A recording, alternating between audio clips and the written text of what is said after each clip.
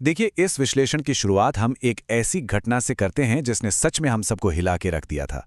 साल था 2013। उत्तराखंड में एक ऐसी भयानक तबाही आई जिसने हजारों लोगों की जान ले ली। नदियां बिल्कुल अपने उफान पर थीं, पहाड़ टूट रहे थे और पूरे के पूरे शहर पानी के तेज बहाव में बह गए। एक बेहद गहना और डरावना मंजर था वो।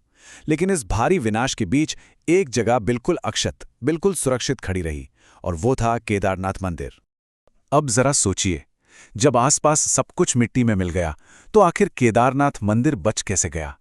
क्या यह सच में सिर्फ एक इत्तेफाक था, या फिर इस मंदिर की रक्षा किसी अदृश्य ईश्वरीय शक्ति ने की थी? आज हम इसी रहस्य की गहराई में उतरेंगे और इन तथ्यों को बिल्कुल विस्तार से समझेंगे। हिमालय के इन ऊंचाइयों में बसा ये मंदिर ना सिर्फ एक धर्मस्थल नहीं है, बल्कि भारत के सबसे पुराने और रहस्यमयी स्थलों में से एक है। 12 ज्योतिर्लिंगों में शामिल इस मंदिर का मूल निर्माण पांडवों ने किया था।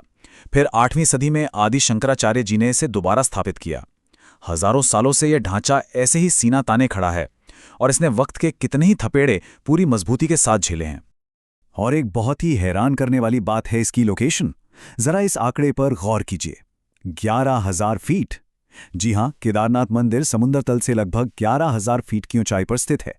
ऐसी एक्सट्रीम कंडीशंस में, जहां हवा बेहद पतली होती है, टेम्परेचर माइनस में चला जाता है और ठंड जानलेवा होती है, वहां किसी भी ढांचे का हजारों सालों तक ऐसे टिके रहना अपने आप में एक चमत्कार से कम नहीं है। मतलब ये कोई साधारण निर्माण तो बिल्कुल भी नहीं है। तो आखिर जून 2013 में हुआ क्या था? उस भयानक रात को ना, एक के बाद एक कई तबाहियां आईं। सबसे पहले अचानक बादल फटा और मूसलाधार बारिश शुरू हो गई। फिर मंदाकिनी नदी ने अपना रौद्र रूप ले लिया, जिसमें मिट्टी और विशाल पत्थर बहने लगे। और आखिरी सबसे खौफनाक पल तब आया जब एक बड़ी ग्लेशियर लेक टूट गई और उस झील का पूरा पानी सीधा केदारनाथ मंदिर की तरफ बढ़ने लगा। उस वक्त वहां हजारों श्रद्धालु फंसे थे, और सच बताऊं तो सबको यही लगा कि अब इस मंदिर का बचना नामुमकिन है। लेकिन तभी कुछ ऐसा हुआ जिसने सबके रोंगटे खड़े कर दिए। पानी के उस तीव्र बहाव के बीच अचानक कहीं से एक विशाल पत्थर बहकर आता है और ठीक मंदिर के पीछे आकर रुक जाता है। इस एक अकेले पत्थर ने उस तबाहीकारी पानी को 2 हिस्सों में बांट दिया। पानी मंदिर के दोनों तरफ से निकल गया, और फ्लड का जो डायरेक्ट इम्पैक्ट होना था वो मंदिर की दीवारों पर पड़ा ही नहीं। और यही वजह है कि इसे कोई आम पत्थर नहीं माना जाता। आज हम इसे भीमशिला के नाम से जानते हैं, क्योंकि इस पत्थर ने उस रात मंदिर को धराशायी होने से बचा लिया। तो स्थानीय लोग और श्रद्धालु इसे एक ईश्वरीय ढाल, एक डिवाइन प्रोटेक्शन मानते हैं। उनके लिए ये पत्थर उस भयानक आपदा में एक रक्षक बनकर सामने आया था। तो अब आते हैं उस सबसे बड़े डिबेट पर, विज्ञान या चमत्कार। एक तरफ है आर्किटेक्चरल लॉजिक और दूसरी तरफ है लोगों की गहरी आस्थाएं। चलिए दोनों पहलुओं को बराबरी से समझने की कोशिश करते हैं।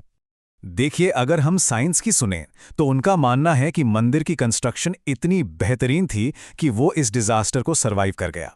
ये ढांचा आपस में फंसे हुए विशाल पत्थरों यानी इंटरलॉकिंग स्टोन से बना है, जिसमें सीमेंट का प्रयोग ना के बराबर हुआ है।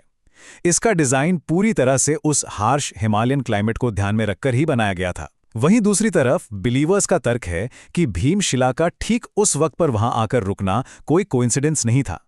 आस्था रखने वालों का पूरा विश्वास है कि भगवान शिवा ने खुद उस रात इस मंदिर की रक्षा की थी। हम यहां किसी एक पक्ष को सही या गलत नहीं ठहरा रहे, बल्कि ये दोनों ही दृष्टिकोण इस पूरी घटना को और भी ज्यादा प्रभावशाली बनाते हैं। लेकिन जानते हैं, कहानी सिर्फ 2013 की तबाही पर खत्म नहीं होती। हिमालय के अपने अलग ही रहस्य हैं। इन वादियों में और भी बहुत कुछ गहरा छिपा हुआ है।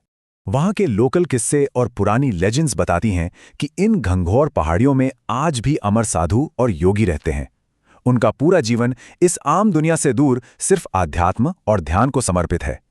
कई बार श्रद्धालुओं ने दावा किया है कि उन्होंने सफेद कपड़ों में लंबी दाढ़ी वाले लोगों को देखा है, जो अचानक से देखते ही देखते हवा में गायब हो जाते हैं।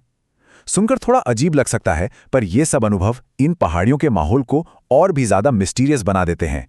किसी ने बिल्कुल सही कहा है कि ये एक ऐसा आध्यात्मिक द्वार है जहां विज्ञान और अध्यात्म आपस में टकराते हैं। केदारनाथ वाकई सिर्फ एक ईंट और पत्थर का मंदिर नहीं है, बल्कि एक ऐसी जगह लगती है जहां हमारी आम दुनिया और कुछ अलौकिक शक्तियों का मिलन होता है। 2013 की उस आपदा ने हमसे बहुत कुछ छीना। हजारों मासूम जिंदगियां चली गईं, जो कि एक बेहद दुखदाई और कड़वा सच है जिसे कभी भुलाया नहीं जा सकता। लेकिन उस पूरी तबाही के बीच ये मंदिर आज भी वहीं खड़ा है, उतना ही मजबूत, उतना ही रहस्यमय और शायद ईश्वरीय। ये इस बात का प्रतीक है कि चाहे ये इंसानी इंजीनियरिंग का सर्वश्रेष्ठ उदाहरण हो या फिर किसी अदृश्य शक्ति का चमत्कार, इसका वजूद आने वाली सदियों तक लोगों को ऐसे ही प्रेरित करता रहेगा। तो अब आखिर में सवाल मैं आप पर छोड़ता हूं। आपको क्या लगता है, ये बेहतरीन इंजीनियरिंग थी या सच में कोई अदृश्य डिवाइन पावर? इस विश्लेषण को देखने के बाद आपके जो भी विचार हैं वो कमेंट सेक्शन में जरूर साझा करें। अगर आपको ये विश्लेषण पसंद आया और आगे भी ऐसे ही रहस्यमय तथ्यों को समझना चाहते हैं तो चैनल को सब्सक्राइब करना ना भूलें। आज के इस विश्लेषण में बस इतना ही। आपसे जल्द मुलाकात होगी एक नए और रोचक विषय के साथ।